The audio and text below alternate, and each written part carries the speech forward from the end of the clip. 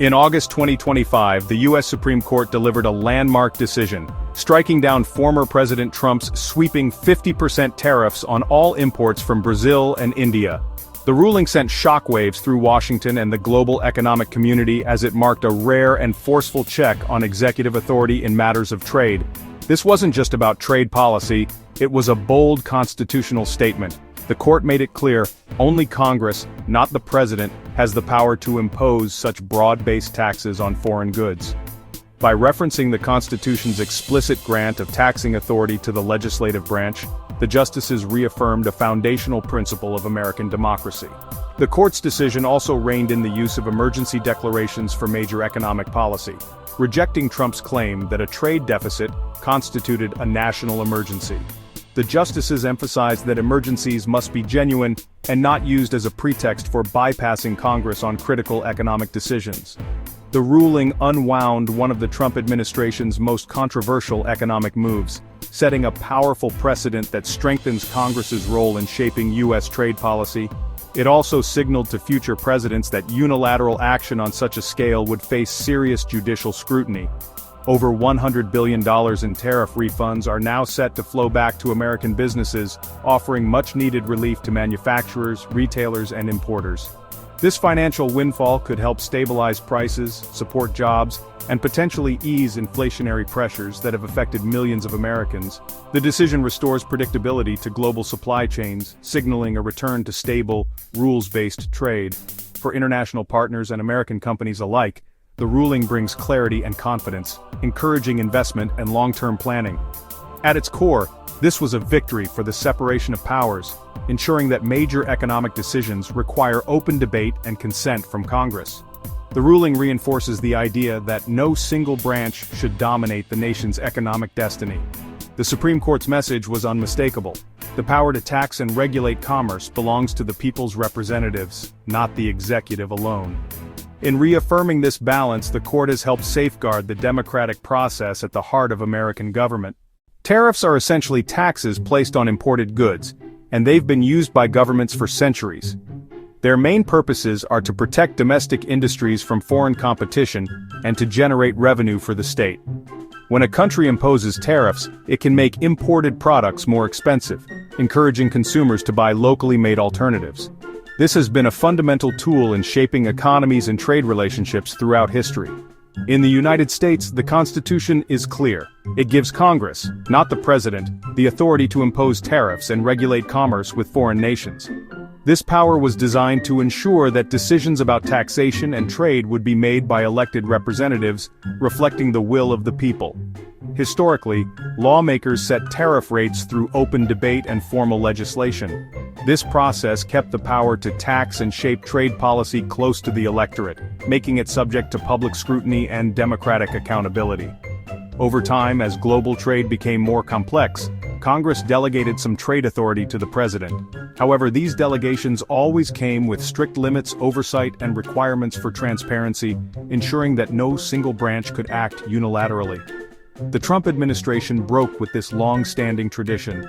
By invoking emergency powers intended for national security threats, it imposed sweeping tariffs on steel, aluminum, and other goods, without the usual public hearings, investigations, or congressional input that had previously been required. This move bypassed the checks and balances Congress had established over generations, effectively turning tariffs into a tool of executive power. Instead of a carefully regulated policy, tariffs became a lever the president could pull at will, raising concerns about accountability and the separation of powers. The legal challenge that followed argued the president had overstepped, seizing a power that the Constitution reserved for Congress. Critics said this approach treated tariffs as a personal weapon, rather than a matter of law and public interest. At its core, the case was about restoring the constitutional balance between the branches of government, a debate that goes far beyond tariffs, touching on the very nature of American democracy. The Trump administration justified the controversial tariffs by invoking the International Emergency Economic Powers Act, or IEPA, a law passed in 1977. This move surprised many, as the IEPA is a powerful tool that gives the president broad authority to respond to extraordinary threats to the nation's security, especially those originating from abroad. The IEPA was originally designed to address genuine national security emergencies, such as terrorism, the proliferation of weapons of mass destruction, or hostile actions by foreign governments, not to deal with routine economic disputes or trade disagreements between countries. Historically, presidents have used the IEPA to impose sanctions on adversarial nations like Iran, freeze the assets of terrorist organizations, or block financial transactions that threaten U.S. interests. It was never intended as a tool to address trade deficits or to influence the balance of imports and exports.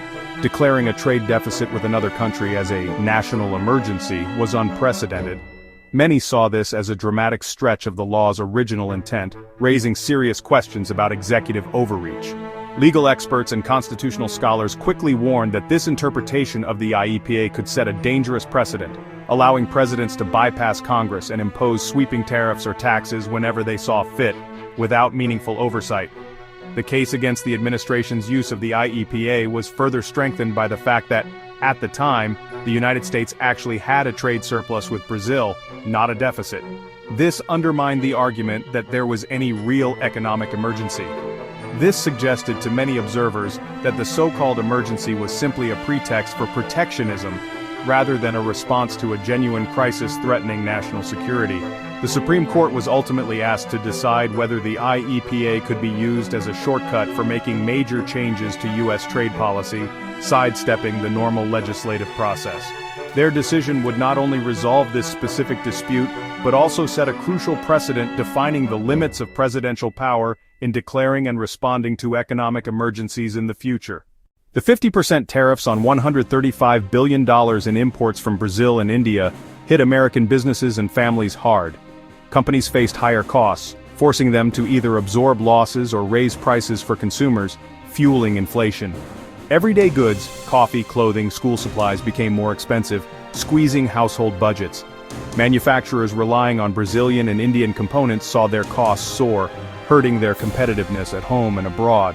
While the U.S. Treasury collected billions in extra revenue, the broader economy suffered from uncertainty and slowed job growth. Farmers faced retaliatory tariffs and shrinking export markets, compounding the pain. The tariffs' ripple effects showed how interconnected the global economy is. Trade wars in one sector quickly spread to others. The policy's costs far outweighed its benefits, deepening economic anxiety nationwide. A broad coalition of businesses, industry groups, and states challenged the tariffs, arguing the president had overstepped constitutional bounds. Led by constitutional lawyer Neil Katyal, they claimed a trade deficit isn't a national emergency under the IEPA. The law, they argued, was meant for real crises, war, terrorism, not routine economic issues. The coalition won an early victory in federal court, but the government appealed, keeping the tariffs in place. Appellate judges expressed skepticism about the administration's arguments, signaling trouble for the tariffs. The stage was set for a decisive Supreme Court showdown over the limits of executive power. The Supreme Court's decision was clear. The president cannot use emergency powers to impose broad tariffs for economic reasons. The majority ruled that a trade deficit isn't a national emergency under the IEPA, and that taxing authority belongs to Congress. Allowing the president to bypass Congress would create a dangerous loophole in the constitutional order. The court acknowledged that Congress can delegate some trade powers, but only with clear limits and procedures. The ruling closed the door on using national security laws as a backdoor for economic policy. It reinforced that even the president must operate within the legal framework set by Congress and the Constitution. The decision pushed back against the trend of expanding executive power through emergency declarations. Ultimately, the court reaffirmed that the power to tax and regulate commerce rests with the people's representatives. The Supreme Court's ruling brought immediate relief to American importers, unlocking over $100 billion in tariff refunds. Businesses welcomed the decision, praising the return to stability and predictability in trade policy. The ruling is expected to boost business confidence, lower prices, and encourage investment. Critics argued the decision weakens the executive's ability to respond to unfair trade practices, but most saw it as a win for the rule of law. For consumers, the end of the tariffs means lower prices on everyday goods, from coffee to electronics. The legal arguments were complex, but the outcome is simple. A major tax on American consumers has been lifted. The decision promises tangible financial relief for families and businesses across the country. The Supreme Court's decision goes beyond trade. It's a defining moment for American democracy. By limiting emergency powers, the court reaffirmed that major economic decisions must go through Congress, ensuring debate and accountability. The ruling shifts trade policy authority back to Capitol Hill, ending years of executive overreach.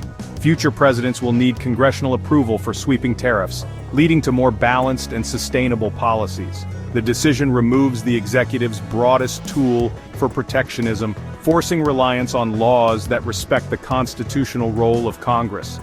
This landmark case will be remembered as a crucial defense of the separation of powers and the rule of law.